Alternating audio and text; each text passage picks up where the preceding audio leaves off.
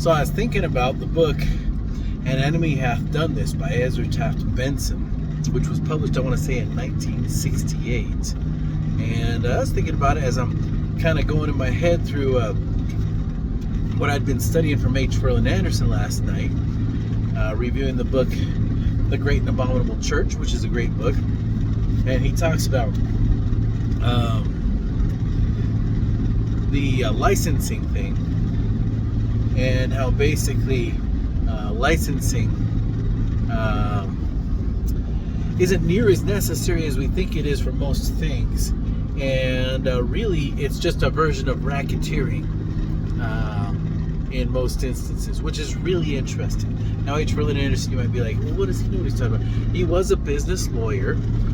He was a BYU law professor, and he was a general authority. I would just take him seriously, and I'm probably not saying it really well, but I would just take him seriously. But I was thinking about how 3rd Nephi, I want to say 6 or 7, does a list of 3 things twice. That first list, I want to say, is basically the merchants, the lawyers, and the officers of government. And then the next list was the high priests, the judges, and the lawyers. So, and anyhow, so the merchants kind of fall in this category of that reminded me of the Commerce Clause, and how the Commerce Clause, which, you know, the root of commerce is merce, which is merchandise, right? How the Commerce Clause is used as the main excuse by which the federal government justifies grabbing all sorts of powers that aren't actually enumerated to it. And so we have 440 something administrative agencies basically in the United States. And you know, Ezra Taft Benson didn't hesitate to declare these blatantly unconstitutional. I've even heard Dallin H. Oaks call them unconstitutional straight up. It's unambiguous, right? It's really hard to call it anything but. You know, a lot of people like to throw on, oh, you've got this theory of interpretation. By the way, when somebody starts using the word theory to describe the way you're analyzing the facts right in front of you, be a little bit suspicious of them, or at least be suspicious of the people that taught them the concept of theories, because when you're analyzing facts, you're analyzing facts, okay, not theories. Theories are one thing, but where the Constitution says what it says what it says. So anyhow, but I was thinking about how it's still to this day, you know, the merchants, because they benefit. They send their lobbyists, everything like that, to get the regulations the way they want them to be, and yeah, they just benefit, I guess. But the greater point I would make is the title "An Enemy Hath Done This." It's very interesting, because an enemy hath done this has to do with that parable of the wheat and the tares. And the tares are a closely related plant to the wheat. They look a lot like it. Apparently it's a type of, I want to say rye, but the problem is the seed tends to get these toxins that build up on it as it molds early or something like that. I've looked it up before. And so you might think to yourself, okay, we just now harvested all the wheat and we burned all the tares. Good thing, we don't have to worry about seeing any more tares next year. But you know, and I'm not an expert on this, so I just did a quick Google search on it. But apparently, once you have tares in your field, you're pretty much guaranteed to have them the next year, the next year, and the next year. Why am I coming to this? So first off, tares look a lot like the wheat.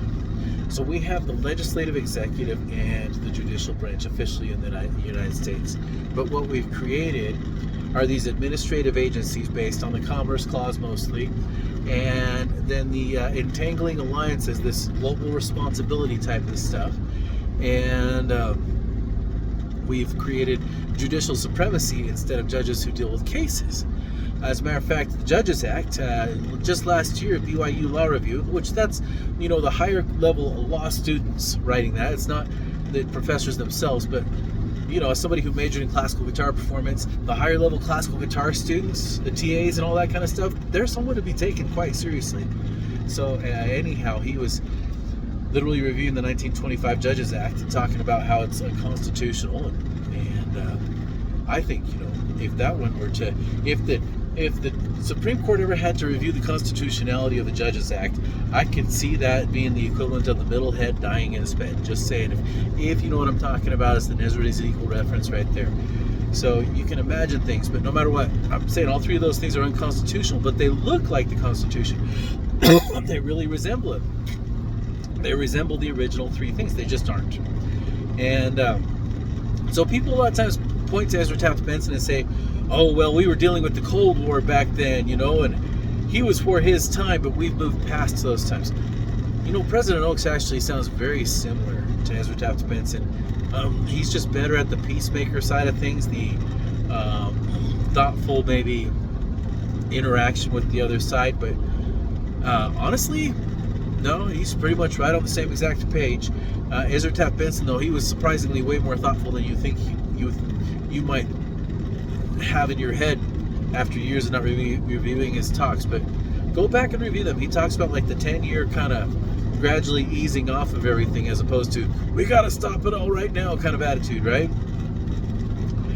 But I think the greater point I would make is he titled his book "An Enemy Hath Done This," which is literally referring to wheat and tares, or in other words, plants that keep growing and coming back, and then coming back again, and then coming back again. And so you could say, well, Ezra Taft Benson was for his time, not for our time. And he would agree with you overall. However, I don't think a single one of them would tell you to stop searching the prophets. I don't think a single one of them would look at Jacob chapter 4 and say, yeah, but that's only for the prophets to search the prophets. Moses, as a matter of fact, said, would to God all men would search the prophets. And so yes, the living prophet, I love how President Oaks is teaching us we should be alarmed where we see infringements on the Constitution, and we should seek to moderate as peacemakers would, using the manners and language of peacemakers, nevertheless sticking to our guns regarding the truth. That's an interesting we've been told to develop the ability to discern clearly and then defend that which we discern, but in the manner of peacemakers. I think searching Ezra Taft Benson and David O. McKay and J. Reuben Clark and Joseph Smith, I think that's all still incredibly relevant. Wherefore we search the prophets. There's a big message that'll come together for you. And then constantly be reviewing the General Conference.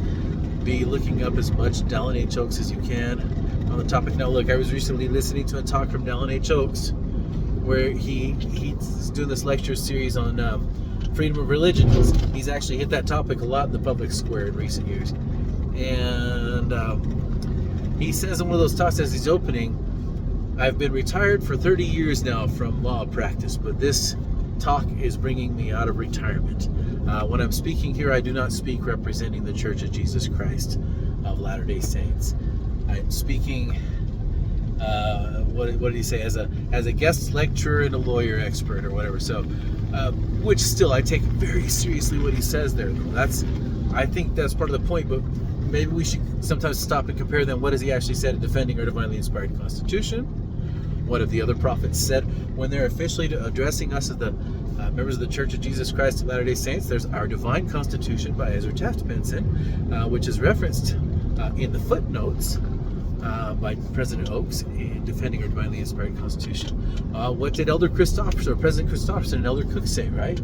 That's our living, guidance, which is massive. And but I think we're still searchers of the prophets because patterns repeat. Xenophon wanted to make peace with the Lamanites. That wasn't the best idea in the world, if you ask me. I think he was wrong to rebel against his captain. But all we have is his record of it. So all we have is his view. We don't have the opposing testimony to the whole situation. I suspect they were sent there either by King Mosiah or Benjamin around the time that Abinadom is writing about his brother going with them, and around the time that they're running the Lamanites out of Zarahemla. And you got to remember, the land of Nephi originally was created by Nephi's family. So I suspect that original mission was sent there to run the Lamanites out. But Zeniff wanted to do it his way. And then his son decides to go ahead and set up his court of, high priests and what have you. And then those high priests go bad, marrying into the Lamanites by way of stealing the daughters, and then kind of corruptly take over the government. And then they start intermingling with the government. And then they become part of the main enemy, I guess, against Captain Moroni. And, Pahoran is the chief judge. And then, I think I'm saying this right. You guys look it up. Pahoran the second gets elected, but by this time the kingman type idea is there again, and so they want a king, and so that's where you get Kishkaman. He's part of the kingman, which that was the original problem they were dealing with in the first place during Captain Moroni's time, as I understand it, and so it's like a cycle. It's like that terror that keeps coming back up. And then you get to 3rd Nephi, chapter 3, 4, right?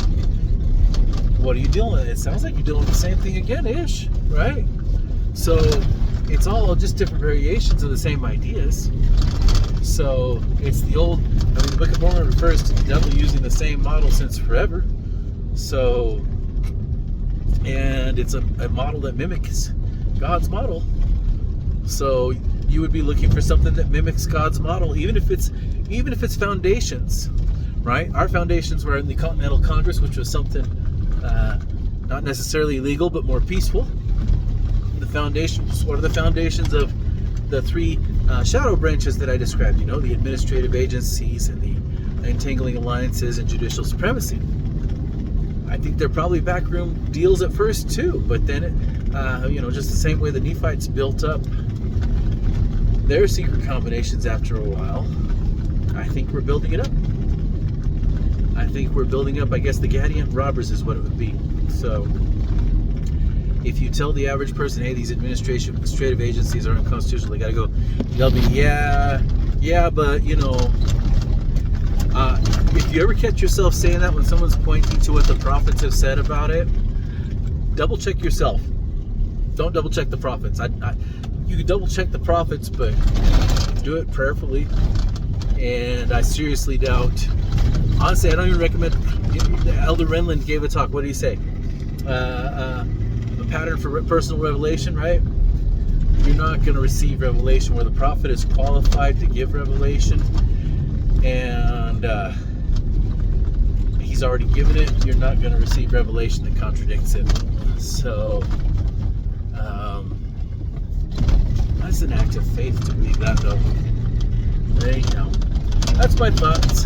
The terrors keep coming back, different variations of them, not the exact same ones. But yeah, Ezra Taft Benson is still relevant. Absolutely. So, alright, see you guys.